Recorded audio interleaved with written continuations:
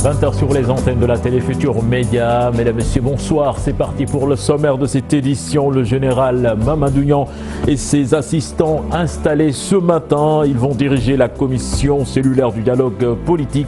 L'opposition, la majorité et les non-alignés saluent le consensus autour de ces personnalités. Les populations de Liberté 6 Extension Nord s'opposent à la construction d'édifices dans l'esplanade de la mosquée. Elle indexe du doigt la SICAP et ça et menace de porter plainte. Et puis CAN 2019, Aliou Cissé publie une liste de 25 joueurs. Pas de surprise majeure si ce n'est la présence d'Henri Saivet et l'absence de Karambot. Vous entendrez le sélectionneur national dans la page des sports. Voilà le sommaire de cette édition. Tout de suite le développement.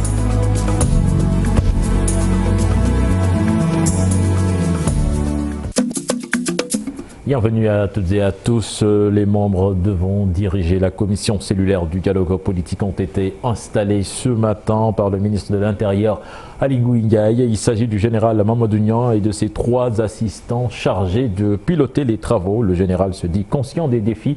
La prochaine rencontre est prévue entre les 10 et 11 juin prochains. Alassane Ba, Gafaraba. Il s'agit du général à la retraite, Mamadou Niang, du professeur Babacar Kanté, de M. Abdoul El Mazid Ndiaye et du professeur Alioune Sall. Des hommes de dialogue rompus à la pratique de médiation et de la conciliation des positions. Cette commission sera dirigée par le général Mamadou Niang, qui a été président de l'ONEL, l'Observatoire national des élections, ministre de l'Intérieur, qui connaît un peu les matières électorales et qui est également réputé être un homme de consensus. Et il sera donc accompagné par les professeurs Babacar Kanté et Alioune Sall et également le doyen Mazid Ndiaye qu'on ne présente plus. 4 personnalités jugées indépendantes pour piloter les travaux de la commission cellulaire du dialogue politique. Le général Mamadou Niang aux commandes, l'homme est conscient de la lourde responsabilité. Aujourd'hui, nous devons scruter l'avenir. L'avenir immédiat, certes, mais aussi voir loin, pour anticiper et prévenir les nuages dévastateurs que portent avec elles les effluves de pétrole et de gaz. C'est de cela qu'il s'agit. Sauver notre pays des effets néfastes de la dévastation et de la division. Il est tout à fait normal dans une démocratie que le jeu partisan éclose. Mais à aucun moment, on doit prendre le dessus sur notre salut à tous. Oui, c'est des défis qui les attendent. Vous savez, ce n'est pas facile d'abord d'arbitrer des politiques parce que les positions peuvent être souvent des positions divergentes. Mais comme il a eu à le dire, dans l'intérêt du pays, par moment, il faut que chacun lâche du lest pour qu'on puisse trouver un consensus. Et c'est sur ça qui est important et qui est important à retenir dans son message. Une prochaine rencontre est prévue, soit le 10 ou le 11 juin prochain. Il sera question d'entrer dans le fond des échanges. Réaction à présent des différents pôles du cadre de concertation après l'installation du général Mamadou Niang et de ses assistants. L'opposition, la majorité et les non-alignés saluent le consensus autour de ces personnalités. Je vous propose de les écouter au micro d'Alassane Ba et Gafaraba. 2 parmi ceux qui avaient été proposés ont été retenus et cette commission est aujourd'hui dirigée par Mamadou Niang, le général. Par conséquent, nous sommes là et nous pensons que pour cette fois, le président de la République va respecter ses engagements et appliquer toutes les conclusions qui seront issues de ces discussions pour nous éviter, comme ce qui s'est passé en 2019. Mais il y a lieu de rappeler qu'il y a 2 choses, le dialogue national et le dialogue politique. C'est sur le dialogue national qu'il y a eu énormément de divisions, mais sur le dialogue politique, concernant les concertations sur le processus électoral, nous sommes d'accord que c'est un exercice qui a toujours existé avant donc l'organisation d'une élection, quel que soit le type d'élection. Donc c'est un exercice classique. Et par conséquent, il est fondamental pour nous, opposition, de faire partie de cet exercice parce que cela renforce notre démocratie. Et c'est ça qui explique notre présence aujourd'hui. C'est la raison pour laquelle nous ne pouvons que espérer que nous puissions aboutir à des consensus forts pour permettre au moins cette fois-ci d'avoir un code électoral consensuel qui permette à tous les acteurs de se faire confiance et d'aller à des élections à l'issue desquelles il n'y aura pas de contestation. Cela est possible et nous pensons que nous allons pouvoir l'obtenir parce que la volonté existe au niveau de toutes les entités, nous le pensons. Donc aujourd'hui, c'est avec satisfaction que nous avons participé à cette cérémonie d'installation et nous pensons que avec cette équipe qui dirigera les concertations, le cadre de concertation sur le processus électoral, nous atteindrons un consensus fort dans l'intérêt exclusif du Sénégal. Nous sommes pour le maintien du calendrier républicain. C'est un principe, on ne peut pas déroger à ce principe-là. Ce calendrier, il doit être maintenu parce que tout changement du calendrier républicain a des conséquences lourdes. Autre aspect de l'actualité, la revue nationale du programme d'amélioration de la qualité et de la transparence a présenté des résultats de la 6e édition du paquet pour l'année 2019. Le budget est évalué à 749 milliards de francs CFA. Un rapport mitigé vu les nombreux défis dans le secteur. C'était ce matin sous la présidence du ministre de l'Éducation nationale et de l'Emploi. Compte rendu signé Maïmouna Ndiaye et Mohamed Dian. En 2018, plus de 600 milliards sont mobilisés dans le cadre du programme d'amélioration de la qualité, de l'équité et de la transparence paquet. La 5e année bouclée, les différents acteurs sont ici à l'état prévision pour la 6e édition. Dans la revue de 2018, plus de 600 milliards étaient mobilisés pour le budget global. Pour cette édition, nous sommes rassurés. Les investissements sont là et seront beaucoup plus élargis pour atteindre les objectifs fixés. Nous allons fédérer tout le monde. Nous allons également ensemble discuter des prévisions s'il y a lieu de réajuster, surtout que l'enseignement des mathématiques a pris une autre envergure. La formation continue aussi fera l'objet de discussions, les préoccupations des enseignants, j'en passe. Au ministère de l'Emploi et de l'Artisanat également, des défis sont notés. D'ailleurs, des instructions sont déjà données par le chef de l'État. C'est un gros défi sur lequel nous allons pendant ces 48 heures échanger pour permettre à ces jeunes-là d'accéder à la formation professionnelle. Le président de la République a déjà indiqué la voie en prenant l'engagement de construire 45 centres de formation dans tous les départements, des centres de dernière génération, ce qui permettra à moyen terme d'atteindre cet objectif d'orienter 30% des sortants du cycle fondamental vers la formation professionnelle. Les partenaires techniques, la société civile appelée à se mobiliser pour une synergie d'action et aussi atteindre les prévisions de la revue nationale pour l'année 2019, prévisions évaluées à 749 milliards de francs CFA. Les enseignants attendent beaucoup plus du paquet. Selon le secrétaire général du CUSEMS, Abdoulaye Ndoye, les priorités sont ailleurs. Il parle d'équité et de justice sociale dans le traitement pour avoir une revue nationale beaucoup plus exhaustive. Je vous propose de l'écouter. Qui dit qualité dit enseignant, parce que l'enseignant est le premier intrant qu'il faut former et motiver. Et la qualité, c'est un ensemble de facteurs. C'est d'abord des enseignants bien formés, bien motivés. C'est un environnement scolaire favorable à un enseignement de qualité. C'est le ratio élèves-enseignants, inspecteurs-enseignants. Mais c'est surtout la motivation des enseignants. Donc c'est un ensemble de facteurs. Et nous pensons que c'est un défi à relever. Il y a également le défi du déficit d'enseignants, criard. Et c'est également un défi qu'il faut relever parce qu'aujourd'hui, notamment dans les disciplines comme les mathématiques, l'espagnol et la philosophie, le déficit vraiment est inquiétant. Vous l'annoncez dans les titres de cette édition, les populations de Liberté 6 Extension Nord ne veulent pas de construction dans l'esplanade de la mosquée. Les notables du village indexent la SICAP et ça, ils comptent même rester en justice, comme vous allez le voir dans ce reportage signé Habib Faye et Ababakar Kamara.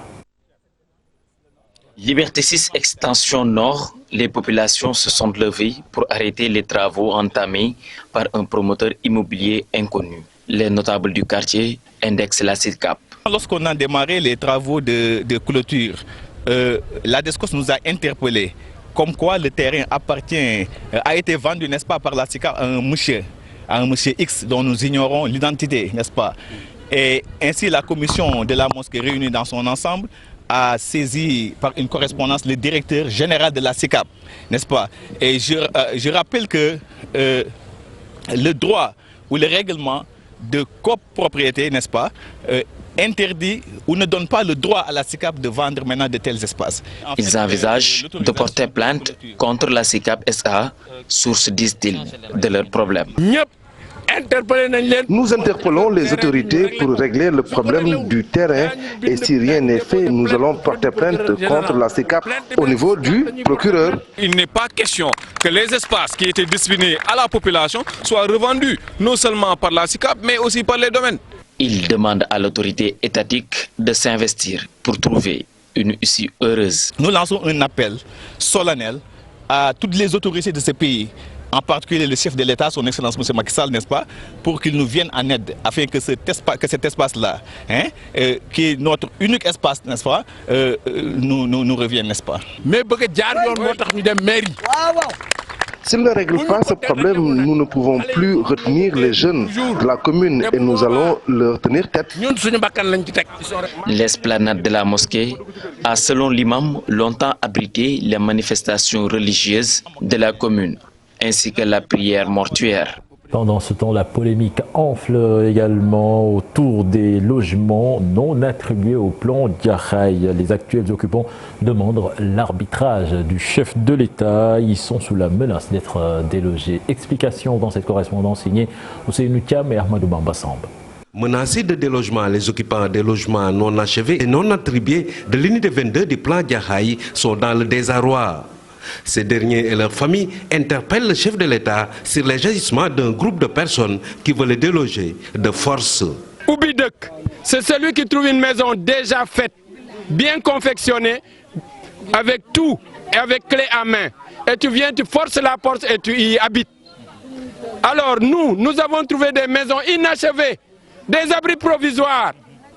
Et nous les avons viabilisés.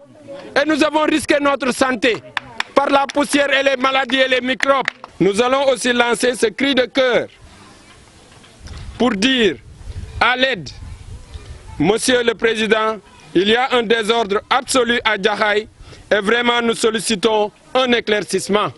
Visiblement affectés par ces menaces, ces familles ne veulent qu'une régularisation pour occuper légalement ces maisons. Tout ce que nous demandons à notre Président, qui est magnanime et qui a un bon cœur, et qui travaille dans le social et qui a promis que tout Sénégalais, chaque Sénégalais aura un toit.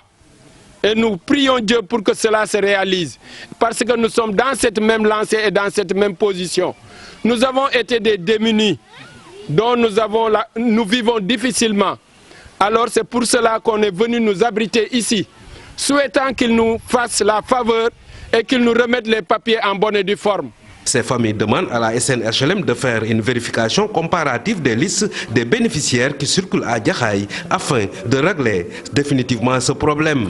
Ce 31 mai est célébrée la journée internationale de lutte contre le tabac, un prétexte pour la TFM de s'intéresser à cette loi anti-tabac adoptée par le Sénégal. C'était en 2014, bien que celle-ci ait été votée, promulguée et souffre toujours d'application. Et le programme national de lutte contre le tabac pense que l'implication des forces de l'ordre, de défense et de sécurité est impérative pour l'effectivité de la dite loi. En sujet signé Fatimata Touré et Mardia.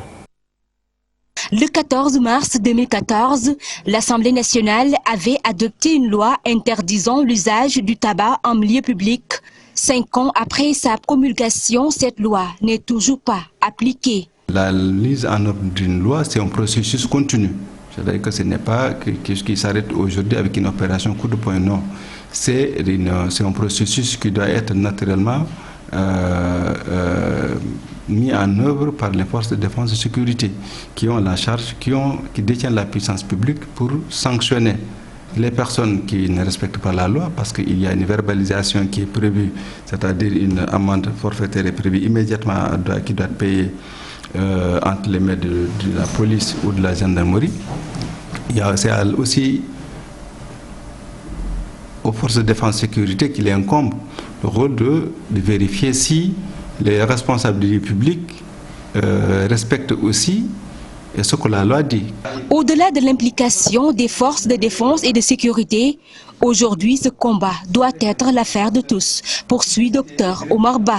La loi, elle est faite pour protéger tout citoyen. Dès l'instant que vous êtes exposé à la fumée des autres, c'est votre vie que vous mettez en danger. Donc il appartient à chacun de faire appliquer la loi, parce que c'est de la vie de la personne d'abord. Si quelqu'un fume à côté de vous, ce n'est pas moi qui suis exposé, c'est vous qui êtes exposé. Vous allez inhaler la fumée qui se dégage au bout de la cigarette. Vous allez inhaler la fumée, lui, qu'il va sortir de ses narines quand il va tirer sur sa tige de cigarette. Et vous allez fumer plein pot. Célébrer tous les 31 mai, la journée mondiale sans tabac est un moment de rappel sur les dangers causés par le tabac. Ainsi, le coordinateur du programme de lutte contre le tabac martèle que les publicités du tabac dans les séries sénégalaises doivent cesser le plus rapidement possible. Un programme d'urgence pour mettre le train sous les bons rails. Le Sénégal et le Mali doivent prendre des mesures pour la relance du chemin de fer. La Fédération internationale des transports de la section cheminote était à Thiès, Dakar, Bamako ferroviaire pour faire l'état des lieux, et des experts cheminots venus de la France révèlent que la solution la plus urgente est la réhabilitation de la ligne avec écart à métrique. Explication dans cette correspondance signée Cheikh Anta Diop et Seyla Tire. Après quelques mois d'arrêt de travail, la relance du chemin de fer semble devenir une réalité et une urgence aussi bien au Sénégal qu'au Mali. Le président de la Fédération internationale des transports de la section cheminote en visite à Dakar Bamako ferroviaire pour s'enquérir de la situation.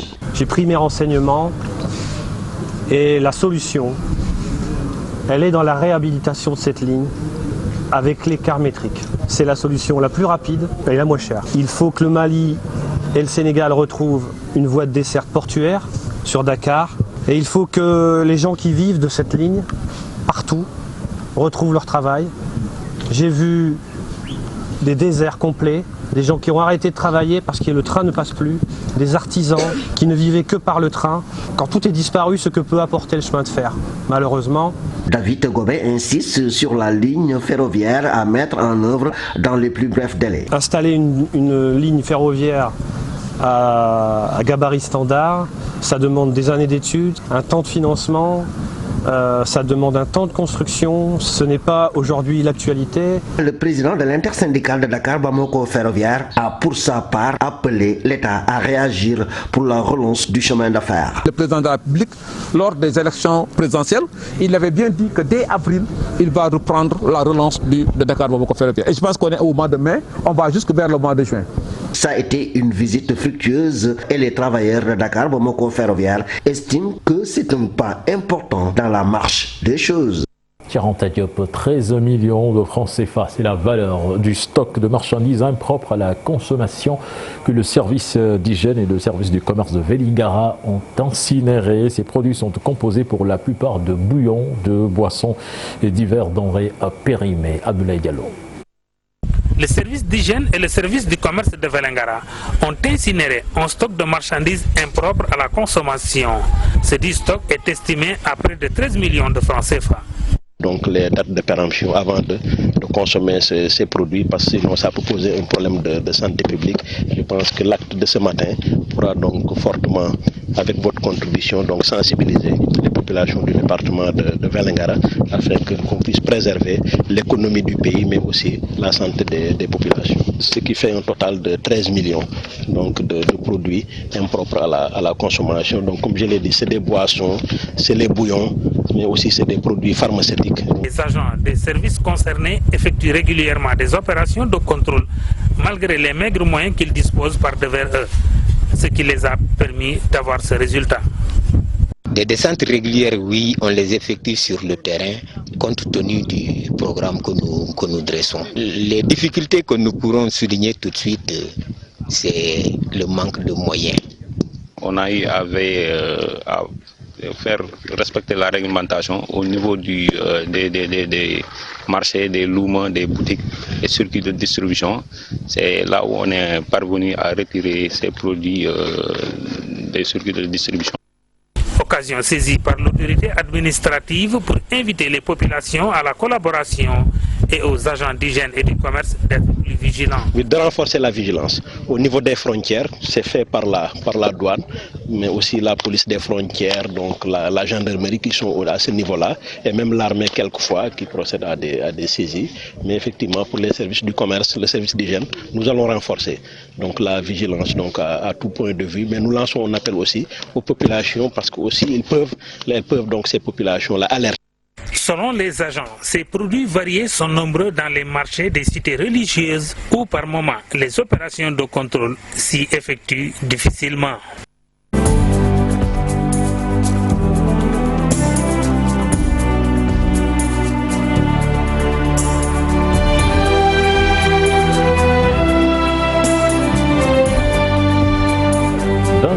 Joueurs présélectionnés pour les besoins de la CAN 2019 en Égypte. Pas beaucoup de surprises avec le retour d'Henri Saivet et de Saliou Ciss. On note également l'arrivée de jeunes comme Crépin Diatta, Santingom, Sidi Sarr et Sadat Youb. Aliou Cissé justifie ses choix par des critères de performance. Karambouch fait partie des absents. Pape Faraning et Youssou Baron ont assisté à la conférence de presse du sélectionneur national. Pas de surprise dans la liste de 25 joueurs présélectionnés pour la CAN. Le sélectionneur national garde son ossature. Aliou Cissé justifie ses choix par des critères de performance. Je crois qu'aujourd'hui, on a confiance à l'état actuel, la mentalité et l'état d'esprit de nos joueurs de privilégier plus l'aspect collectif que les intérêts individuels. C'est l'expérience de la Coupe du Monde aussi, à savoir que malgré qu'on donne des programmes d'entraînement, il est difficile d'intégrer un joueur quand un autre se blesse. Des retours ont été notés dans la tanière et l'arrivée de jeunes joueurs, mais le grand absent est Karambouch, écarté du groupe après le mondial. Aliou Cissé précise sur sa non-sélection. Kara a été un élément important dans cette équipe nationale. Mais les performances de Kara remontent à il y a une année suite à une grave blessure au genou. Comme dans la vie de chaque équipe, les absences nous permettent, nous, d'essayer d'autres joueurs. Et Salif Sané s'est imposé à ce poste-là auprès de Kalidou Koulibaly. Et Cheikhou Kouyaté et Papa Abou Cissé ont montré aussi de très grandes choses. Le Sénégal ne veut pas dévoiler son plan de préparation, dont un seul match amical contre le Nigeria. Et malgré les talents dans l'effectif, Aliou Cissé refuse le statut de favori, même s'il a des ambitions. Quand on sera derrière, dans le carré d'As, voilà, quand on sera en demi-finale, on pourra dire peut-être que le Sénégal est favori. On pourra dire que le Sénégal est favori si on arrive à retourner à une Coupe du Monde et être en quart de finale comme l'a été la génération 2002. Aujourd'hui, ce n'est pas le cas. Je crois que nous sommes des vrais challengers et que nous sommes optimistes. Nous avons envie d'aller là-bas et gagner la Coupe. Mais cela ne fait pas du Sénégal le favori. Les Lions vont rentrer en regroupement le 4 juin à Salé avant de s'envoler en Espagne pour terminer la préparation et après rallier l'Égypte pour entamer la Coupe d'Afrique. Sadio Mané évidemment fait partie de cette liste de 25, lui qui va disputer demain la finale de la Ligue européenne des champions Liverpool-Tottenham, une finale très ouverte de l'avis du directeur technique national Mayacine Marc. Je vous propose d'écouter au micro de Pape Faraning.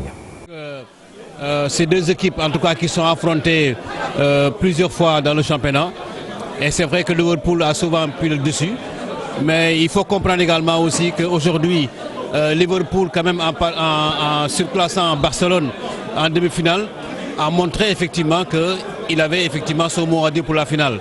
Mais une finale n'est jamais gagnée, hein. Je pense qu'il faut le comprendre comme ça. Malgré le talent des joueurs de Liverpool, malgré également aussi la présence de certains joueurs à Tottenham. Mais je pense qu'il faut comprendre, c'est une finale, c'est une finale. Je pense qu'il y a toujours des détails sur lesquels qui sont importants, qui peuvent permettre effectivement à une équipe de gagner. Mais ce qui est sûr, c'est qu'on aura une belle finale. Un match ouvert, c'est également l'avis de notre confrère Bakary Cissé du journal Record. Pour lui, Liverpool part légèrement favori, mais la détermination fera la différence. Il est interrogé par Cher Salibou Diarra. Liverpool a l'avantage du par favori, je veux dire. Mais à mon humble avis, ça sera un match très difficile pour la simple et bonne raison que c'est une finale. Il se joue sur 90 minutes et sur une finale, tout est possible.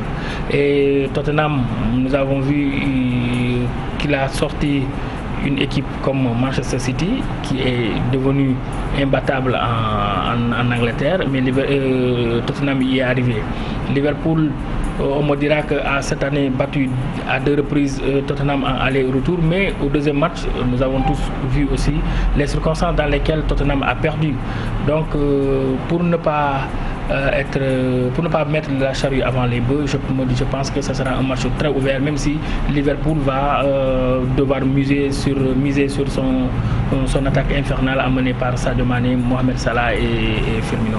Coup d'envoi de cette finale demain à 19h au stade Wanda Metropolitano de l'Atlético de Madrid. Voilà, c'était tout pour ce 20h. Excellent suite de programme en compagnie de la Télé Futurs Médias. Au revoir.